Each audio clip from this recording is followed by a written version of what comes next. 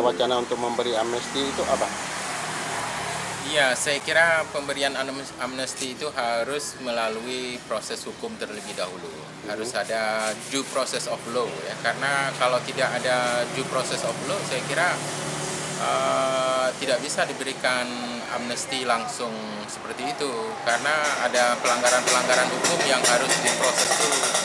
Dan itu sudah merupakan delik material ya, yang harus diproses oleh aparat hukum seperti kepolisian.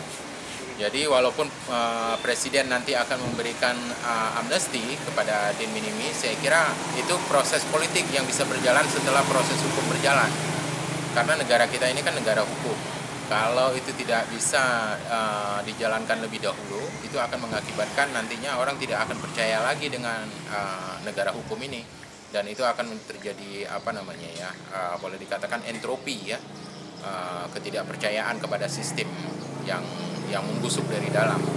Dan saya kira memang itu harus dilalui oleh proses pengadilan dulu terhadap Din Minimi, baru kemudian diberikan amnesti oleh Presiden. Kalau seandainya itu nanti Din Minimi ditangkap oleh polisi, apakah itu tidak ada misalnya semacam kontradiksi antara sikap polisi dengan sikap Din?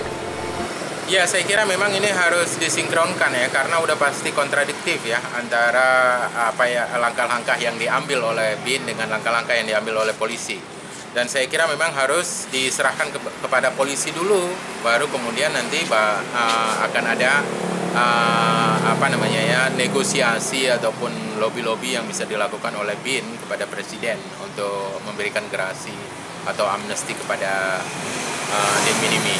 Karena kalau tidak melalui proses hukum dulu, ini tidak akan bisa memberikan kepastian hukum kepada mereka-mereka yang sudah dianggap melakukan kriminalitas ataupun tindakan melawan hukum.